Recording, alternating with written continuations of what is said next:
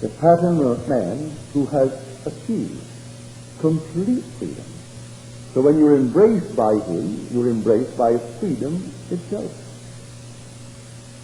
And that impress then unfolds within you, and you are as free as the wind. And you find the one being that really sets you free is the Son of God. And when he stands before you and you know who he is, or you know who you are. Therefore it's a complete self-realization. It's a complete spiritual fulfillment.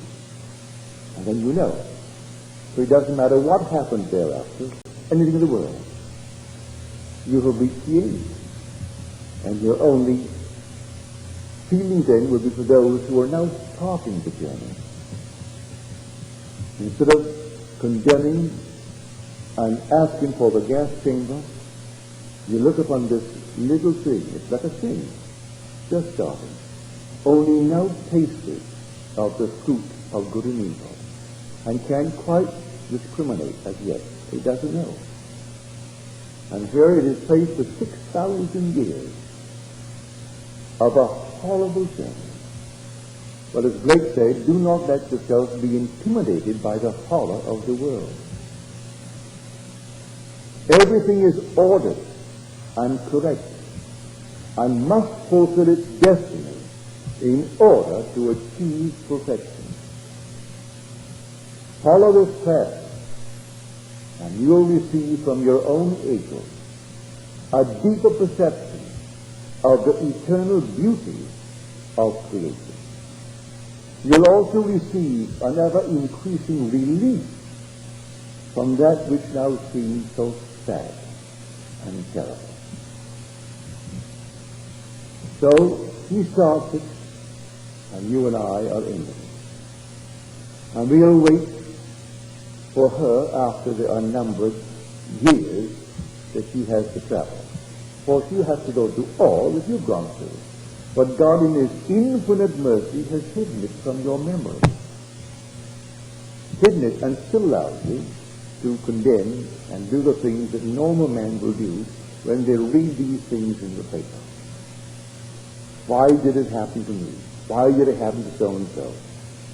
And yet we all shared a common experience that Tuesday morning. Some had a greater blow than others. But we all shared the experience, and you can't deny it. Well, that is something to be grateful for. You experienced it, and you're made up of what you've experienced.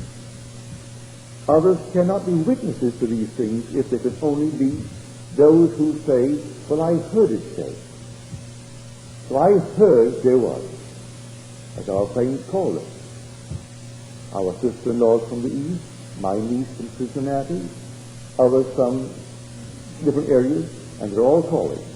I'm quite sure one from Greece, who comes next week, will be writing in. He can't get through by telephone.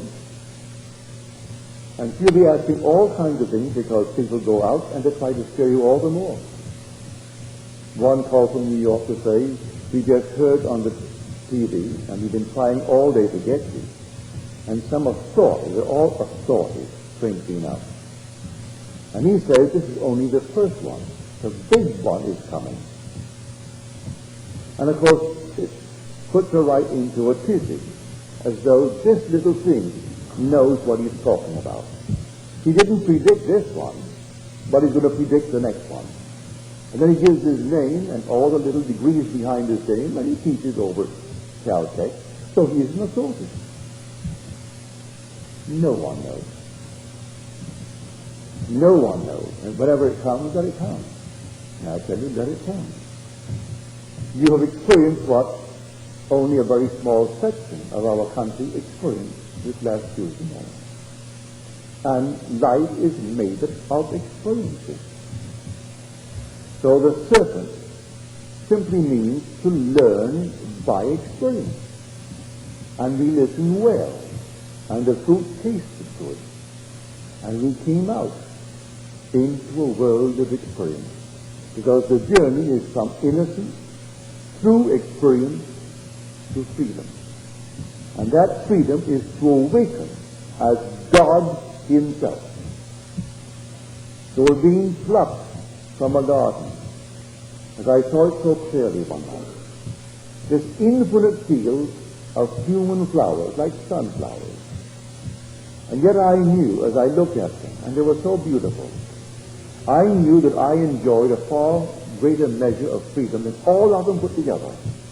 For there they were, beautiful, and seemingly perfect forever. If one smiled, all smiled. If the wind moved one, it moved all in the same direction. Whatever one did, all did. And I felt myself free to do what I wanted to do. I could walk if I wanted to. I could turn around if I wanted to. I was not moved by a chorus. And there was simply a chorus, all moving in unison. And I had been plucked before that. And I ate of the tree of knowledge, of good and evil, and came out into a world, and started, and the first act was murder. And Cain killed Abel. And he did it through jealousy. And here is an act of jealousy.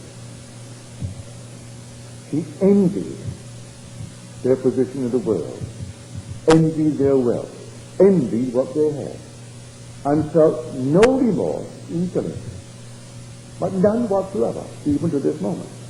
But he just eaten of the tree of knowledge. And our great anthropologist will tell us he is so advanced beyond the black man from Africa, or the great unknowns of, say, Peru, the great Indians that are still in the dark ages, like Pontius. He is only just prepared in these garments that are forever. For all these things are forever. This is part of the structure of the universe, and he simply assumed a certain garment. And for the first time she appears in the world, came from the world of innocence into the world of experience. And now she is faced with thousands of years of sorrow. But in the end, that merciful God will step beyond and redeem her into his body by union. And there will be union, and then the imprint will be left, and that imprint is the way of escape.